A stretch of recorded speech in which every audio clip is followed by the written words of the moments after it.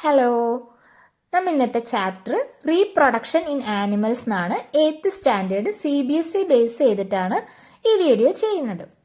ഇതിന് മുന്നത്തെ ക്ലാസ്സുകളിൽ ഡൈജഷൻ, സർക്കുലേഷൻ, റെസ്പിറേഷൻ ഒക്കെ പഠിച്ചു അല്ലേ? These process are essential for the survival of every individual. Reproduction എന്ന് പറഞ്ഞാൽ each and every organisms reproduce their young ones. Why? എന്തിനു വേണ്ടിയിട്ടായിരിക്കും? അവർക്ക് എക്സിസ്റ്റിങ്ങിന് വേണ്ടി അല്ലെ? അങ്ങനെ റീപ്രൊഡ്യൂസ് ചെയ്തില്ല എങ്കിൽ ഇന്ന് കാണുന്ന പല ജീവജാലങ്ങളെയും നമുക്ക് കാണാൻ സാധിക്കത്തില്ല. അത് മാത്രമല്ല, നമ്മുടെ ഇക്കോസിസ്റ്റത്തെ വരെയും അത് എഫക്റ്റ് ചെയ്യും.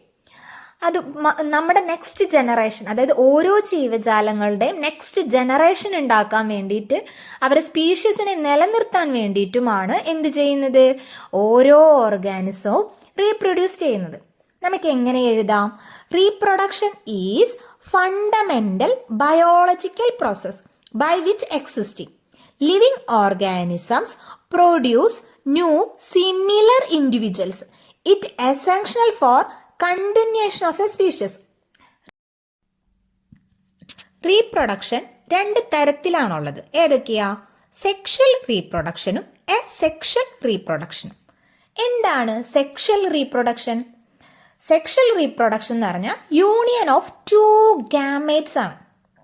അതായത് സെക്ഷൽ റീപ്രൊഡക്ഷനിൽ മെയിൽ റീപ്രൊഡക്റ്റീവ് ഓർഗനും ഫീമെയിൽ റീപ്രൊഡക്റ്റീവ് ഓർഗനും ഉണ്ടാവും.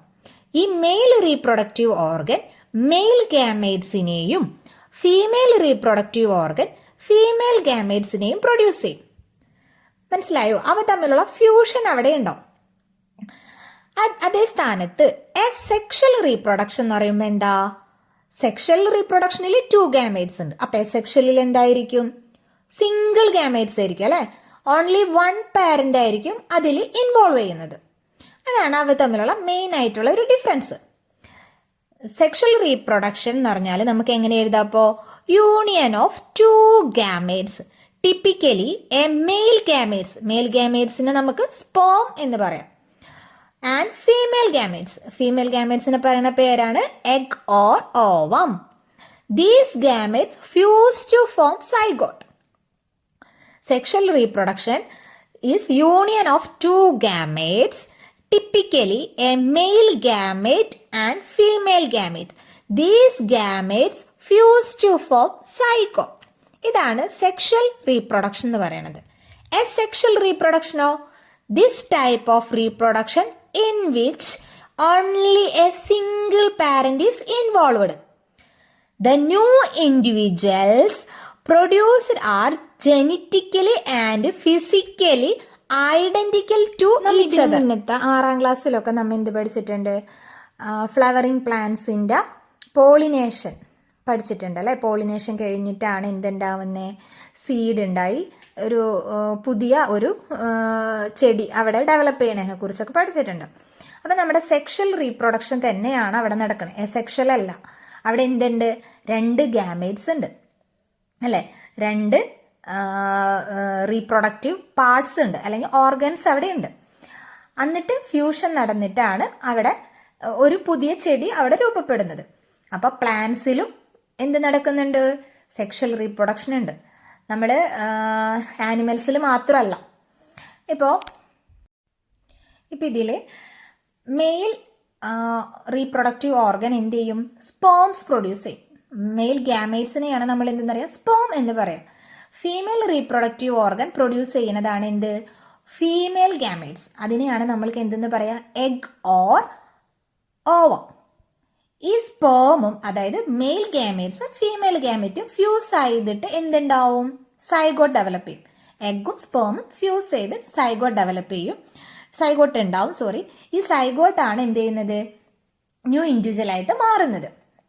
റിപ്പീറ്റ് ഡിവിഷൻസ് ഒക്കെ നടന്ന് അതെന്ത് സംഭവിക്കും? ഒരു എംബ്രിയോ ആയി അതൊരു ഇൻഡിവിജ്വലായി മാറും.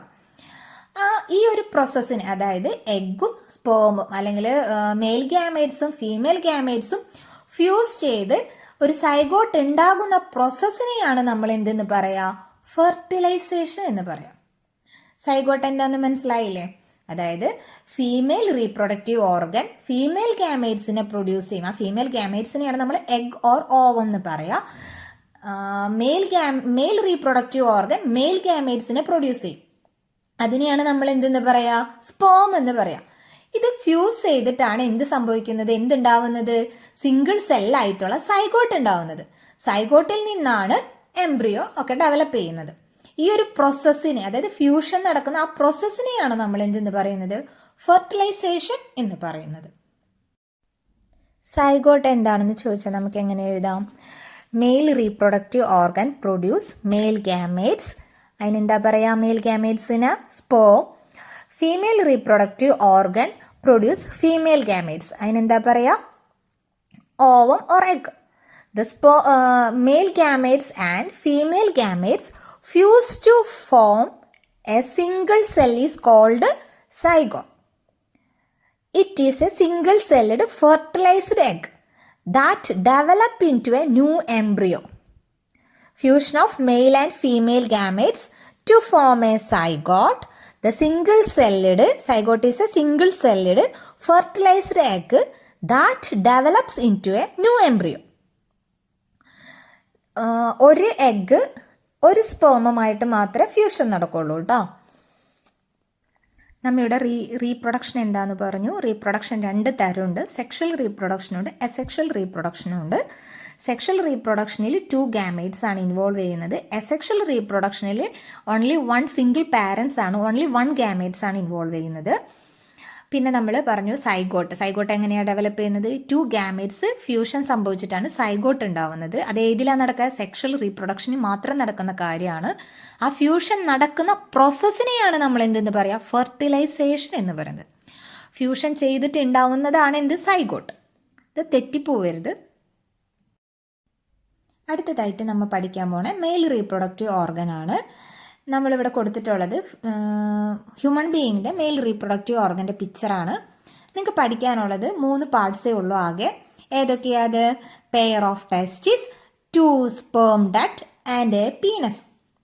The testis produce the male gametes അല്ലേ? നമ്മൾ പഠിച്ചു മെയിൽ റീപ്രൊഡക്റ്റീവ് ഓർഗൻ ആണ് എന്ത് ചെയ്യുന്നത്? മെയിൽ ഗാമേറ്റ്സിനെ പ്രൊഡ്യൂസ് ചെയ്യുന്നത്. ഈ മെയിൽ ഗാമേറ്റ്സിനെയാണ് നമ്മൾ എന്തെന്ന് പറയാ, സ്പേം എന്ന് പറയാമെന്ന് നമ്മൾ പഠിച്ചു. സെക്ഷൽ റീപ്രൊഡക്ഷൻ്റെ കാര്യം പറഞ്ഞപ്പോൾ നമ്മൾ പഠിച്ചിരുന്നു, ഓർക്കുന്നില്ലേ? അപ്പോൾ ആ മെയിൽ ഗാമേറ്റ്സിനെയാണ് നമ്മൾ എന്തെന്ന് പറയുന്നത്, സ്പേം എന്ന് പറയുന്നത്. അപ്പോൾ ടെസ്റ്റിസ് ആണ് ഇവിടെ. ആരാ? ടെസ്റ്റിസ് ആണ് സ്പേംസ് പ്രൊഡ്യൂസ് ചെയ്യുന്നത്. Millions of sperms are produced by the testis. നമുക്കപ്പോൾ എങ്ങനെ എഴുതാം? The male reproductive organs include a pair of testis, 2 sperm ducts and a penis. The testes produce the male gametes called sperms. Millions of sperms are produced by the testes. ഇത് human സ്പേമിൻ്റെ ഒരു പിക്ചറാണ്. ഇതിൽ എന്തൊക്കെ നിങ്ങൾക്ക് ഇതിലെ മുഴുവൻ ഭാഗവും പഠിക്കണ്ട കേട്ടോ. ഏതൊക്കെ ഭാഗങ്ങളാണ് ഉള്ളത്? മെയിനായിട്ട് head, middle piece, tail. Tail എന്തിനാ? അതിൻ്റെ മൂവ്മെൻറ്റിന് സഹായിക്കാൻ വേണ്ടിയിട്ടാണ്. സ്പേം എന്ന് പറയുന്നത് എന്താ? വളരെ ചെറിയൊരു ഇതാണ്, നമുക്ക് കണ്ണുകൊണ്ട് കാണാൻ പറ്റില്ല. ചെറിയ സൈസാണ്, വെരി സ്മോൾ സൈസാണ്. നമുക്കത് എന്തായാലും പറ്റില്ല, കണ്ണുകൊണ്ട് കാണാൻ പറ്റില്ല. മൈക്രോസ്കോപ്പിൻ്റെ സഹായത്തോടു കൂടിയാണ് സ്പേമിനെ നമുക്ക് കാണാൻ സാധിക്കും. Sperms are very small in size. Each has a head, a middle piece and a tail. Sperm is a single cell with the usual cell components. ഈ കാണുന്നതാണ് ഫീമെയിൽ റീപ്രൊഡക്റ്റീവ് ഓർഗൻ ഹ്യൂമൻ ബീയിങ്സിൻ്റെ. ഇതിൽ എന്തൊക്കെ പാർട്സ് ഉണ്ട്? Pair of ovary, oviduct and uterus. The female reproductive organs are a pair of ovaries, oviduct and uterus. The ovary ആണ് ഈ കാണുന്നത്. ഓവറിയിൽ എന്തുണ്ട്? Eggs ഉണ്ടല്ലേ, എഗ്സ് ഓർ ഓവ. നമ്മൾ നേരത്തെ പറഞ്ഞു മെയിൽ റീപ്രൊഡക്റ്റീവ് ഓർഗൻ മെയിൽ ഗാമേറ്റ്സിനെ പ്രൊഡ്യൂസ് ചെയ്യും. ആ മെയിൽ ഗാമേറ്റ്സിന്റെ പേരെന്താ? സ്പേംസ് അല്ലേ? അതുപോലെ ഫീമെയിൽ റീപ്രൊഡക്റ്റീവ് ഓർഗൻ ആണ് എന്ത് പ്രൊഡ്യൂസ് ചെയ്യുന്നത്? Female gametes. ആ ഫീമെയിൽ ഗാമേറ്റ്സിനെയാണ് നമ്മൾ എന്തെന്ന് പറയാ? എഗ്.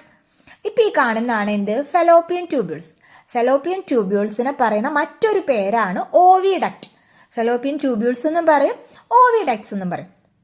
ഇപ്പോൾ ചില കേസുകളിൽ ഈ ഓവിഡക്റ്റ് എന്താവും, ചുരുങ്ങുകയോ എന്തെങ്കിലും ബ്ലോക്ക് ഉണ്ടാവുകയോ അങ്ങനെ എന്തെങ്കിലും സംഭവിക്കും. അപ്പോൾ എന്താ സംഭവിക്കുക, അങ്ങനെ എന്തെങ്കിലും പ്രശ്നങ്ങളുണ്ടാവും. അപ്പോൾ എന്താ സംഭവിക്കുക, ഈ ഓവറി റിലീസ് ചെയ്യുന്ന എഗ് എവിടേക്ക് എത്തില്ല, യൂട്രസിലേക്ക് എത്താൻ പറ്റില്ല. അല്ലെങ്കിൽ ഈ സ്പേമിന് എന്ത് സംഭവിക്കില്ല, എഗ്ഗിൽ വന്നിട്ട് ഫ്യൂഷൻ സംഭവിക്കില്ല, സൈഗോട്ട് ഫോം ചെയ്യാൻ സാധിക്കത്തില്ല. അപ്പോഴാണ് നമ്മൾ എന്ത് ചെയ്യുക, IVF അതായത് ഇൻ വിട്രോ ഫെർട്ടിലൈസേഷൻ അവിടെ യൂസ് ചെയ്യും.